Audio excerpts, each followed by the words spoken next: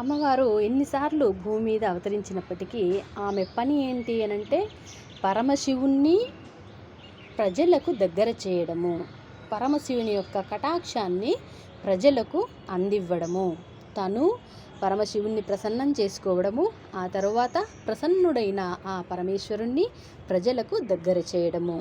ఎలా అనంటే ప్రజలకు మార్గం చెప్పడం, మార్గనిర్దేశనం చేయడం. శివుణ్ణి ఎలా ప్రసన్నం చేసుకోవాలి, మనకు సకల జీవులకు తండ్రి అయిన శివుణ్ణి ఎలా ప్రసన్నం చేసుకోవాలి అని చెప్పడమే ఆ తల్లి యొక్క అహర్నిశ ప్రయత్నము అయి ఉంటుంది. అదే ఈ క్రమంలో కంచి కామాక్షిదేవి కూడా తన ధ్యాన నిమగ్నంలో ఉంటుంది. శివలింగాన్ని ఒకటి ఏర్పాటు చేసుకొని కూర్చుని శివలింగం ముందు కూర్చుని ధ్యానం చేస్తూ ఉంటుంది. అయితే అప్పుడు ఏం జరుగుతుంది అనంటే గంగాదేవి శివుణ్ణి తనతో పాటు తీసుకెళ్ళాలి అనే ప్రయత్నం చేస్తుంది. ఇది మనకు చాగంటి కోటేశ్వరరావు గారు చెప్పిన నిజమైన కథ కాబట్టి దీన్ని మనం నమ్మి తీరాలి. అప్పుడు ఏం జరిగింది అనంటే గంగాదేవి శివుణ్ణి తనతో పాటు తీసుకెళ్ళాలి అని ప్రయత్నం చేస్తుంది. ఎందుకు తీసుకెళ్ళాలి? ఎందుకు తీసుకెళ్ళాలి అనంటే తను శివుడి యొక్క భార్య అనేది ఒక మాట అయితే, నా భర్త నాతో ఉండాలి అని ఆమె అనుకోవడంలో తప్పు లేదు. అది రెండవ సంగతి అయితే, మూడవది ఏంటి అనంటే కర్మఫలము. ఎప్పుడైతే నన్ను శివుడు బంధించాడో శివుణ్ణి నేను బంధించాలి అనేది విధి లిఖితము, ఎవరు తప్పించలేనిది. అమ్మవారు కూడా ఇలా అనుకోనుండకపోవచ్చు, నన్ను బంధించాడు కాబట్టి నేను బంధించాలని. కానీ ఇది విధి లిఖితము. ఏది ఎలా జరగాలో దానికి అనుగుణంగానే వారి వారి ప్రవర్తన అనేది ఉంటుంది. ఇప్పుడు ఎలాగైతే పరమేశ్వరుడు శనీశ్వరుని నుంచి తప్పించుకుని నేను దాక్కోవాలి అనుకుని తన కర్మఫలాన్ని తానే స్వీకరిస్తాడో అదేవిధంగా ఇప్పుడు గంగాదేవి కూడా తనకు తెలియకుండానే నా భర్త నాతో ఉండాలి అని అనుకుని అతనికి కర్మఫలాన్ని అందించే రీతిగా ఆమె వ్యవహరిస్తుంది. ఎలాగా అనంటే, ఎప్పుడైతే పార్వతీదేవి తన ముందు శంకరుణ్ణి శివలింగాన్ని ఏర్పాటు చేసుకొని తపస్సు చేస్తూ కూర్చుంటుందో అప్పుడు గంగాదేవి రావడం అనేది పసిగడుతుంది పార్వతీదేవి. అలా పసిగట్టిన పార్వతీదేవి ఏం చేస్తుంది అంటే శివుణ్ణి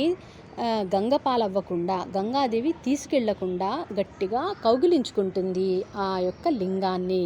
అలా కౌగిలించుకున్న దానికి ఆధారమే శివలింగం పైన అమ్మవారి చేతి ముద్రలు, వేలి ముద్రలు ఉంటాయి అనేది మనకు చాగంటి కోటేశ్వరరావు గారు, మన గురువు గారు చెప్పిన విషయము. అయితే ఇది ఏంటి అనంటే గంగాదేవి శివుణ్ణి తనతో తీసుకెళ్లకుండా అమ్మవారు చేసిన ప్రయత్నం అది మనకు స్పష్టమవుతుంది కదా ఇక్కడ. అంటే ఎన్నోసార్లు గంగాదేవి తనతో పాటు శివుణ్ణి తీసుకెళ్లాలని ప్రయత్నం చేసింది. తీసుకెళ్ళిందా అనంటే తీసుకెళ్ళింది అన్న కథ ఇంతవరకు వినలేదు. అయితే ఇప్పుడు జరిగింది అని నేను చెప్తున్నా, ఎందుకంటే దీనికి సాక్షి నేను. సో మీకు ఇప్పుడు అర్థమైందనుకుంటాను. ఈ శనీశ్వరుని జయంతి రోజు ఈ దివ్యమైన పరమేశ్వరుని లీల కథను మీరందరూ విన్నారు కదా. దీన్ని మనసారా తలుచుకోండి. ఆ పరమేశ్వరుని యొక్క లీలలు అనంతమని తెలుసుకోండి. కర్మఫలం అనేది ఈ కలియుగంలో రాజ్యం ఏలుతుందని అర్థం చేసుకోండి. ఈ కర్మఫలానికి జ్ఞానము అనే ఒక్క ఆయుధమే పరిష్కారము అని అర్థం చేసుకోండి. కర్మఫలానికి విరుగుడు జ్ఞానము. జ్ఞానము అంటే ఏంటిది అనంటే నేను ఎవరు అని తెలుసుకోవడమే జ్ఞానము. నేనెవరు? నేను శివజ్యోతిని. ఇందాక పక్కన ఒక అమ్మాయిని కొట్టాను, నేను శివజ్యోతిని, నేను కొట్టాను అని అనుకుంటే అది నీ తప్పు కాదు.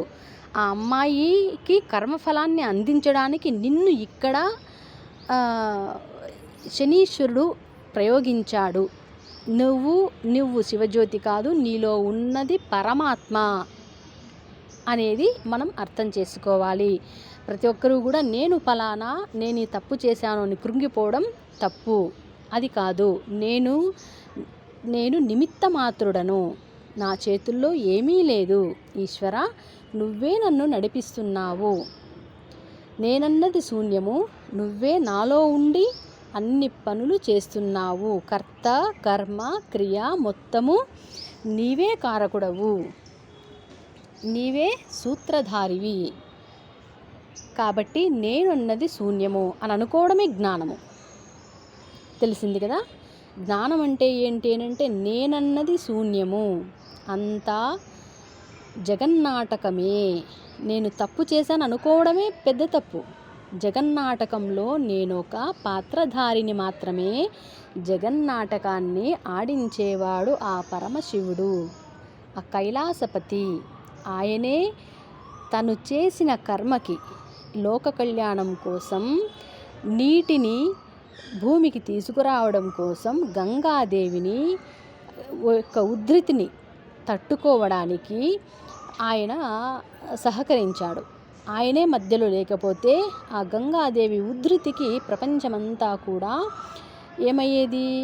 నీటి పాలయ్యేది, గంగ పాలయ్యేది. అలా కాకుండా మన ప్రపంచాన్ని, లోకాన్ని కాపాడాడు ఆయన కదా. అలా చేయడం ఆయన తప్పు అని అనుకుంటే ఎలా? కాదు కదా. సో ప్రపంచం కోసం, లోకం కోసం, లోక కళ్యాణం కోసం చేసిన ఆయన యొక్క కర్మకు ఫలితంగా ఆయన ఇప్పుడు గంగాదేవి ఒడిలో ఒదిగి ఉన్నాడు. ఆయన్ను మనం మన భక్తి కొలది, ఈశ్వరా నువ్వు రావయ్యా, గంగాదేవి బంధించింది అని అనుకుంటున్నాం మనం, కానీ అదంతా ఆయన లీల. ఎప్పుడైతే ప్రజలు ఈ విషయాన్ని తెలుసుకొని నేను దూతను పంపించాను, నా పార్వతిని దూతగా పంపించాను, ఆమె చెప్పిన మాటని వాళ్ళు ఎంతవరకు వింటారో, ఎంతవరకు వాళ్ళకు నా మీద భక్తి ఉందో, నా సగభాగమైన పార్వతి మీద ఎంతవరకు భక్తి ఉందో, ఆమెను వాళ్ళు ఎంతవరకు గౌరవిస్తారో, ఆమె మాటను ఎంతవరకు వింటారో చూద్దాము.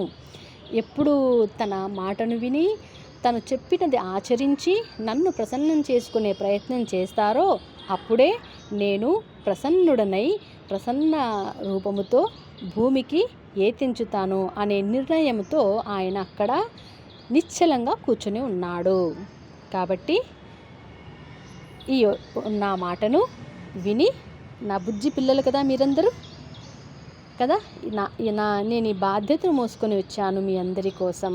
నేను పడుతున్న బాధ, నేను పడుతున్న క్షోభ, నేను పడుతున్న అంతర్మదన అన్నది ఎవ్వరికీ అర్థం కానిది, ఈవెన్ నేను కూడా వివరించి చెప్పలేనిది. కేవలం ఆ పరమశివుడికి మాత్రమే తెలుసు నా నిష్ట ఏంటో, నా ధర్మం ఏంటో, నేను పడుతున్న క్షోభ ఏంటో. ఓకేనా. కాబట్టి నేను చెప్పేది భక్తిపూర్వకంగా అర్థం చేసుకోండి. అప్పుడే నిశ్చలమైన మనసుతో అర్థం చేసుకోండి. అప్పుడే మీ వరకు అది చేరగలుగుతుంది. కాబట్టి కర్మ ఫలితాన్ని తొలగించుకోవాలి అని అంటే పరమశివుడు రావాలి, ఆయనకు కర్మఫలం అన్నది తొలగాలి. భక్తి.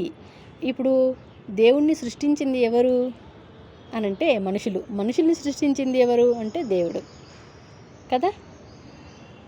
ఇలా ఒకటితో ఒకటి అవినాభావ సంబంధం ఉంది. అలా పరమశివుడు మనల్ని కరుణిస్తేనే మనం ఆయన్ని ప్రసన్నం చేసుకోగలుగుతాము. మనం ప్రసన్నం చేసుకుంటేనే ఆయన భూమికి రాగలుగుతాడు. సర్వం ఈశ్వరార్పణమస్తు. లోక కళ్యాణమస్తు.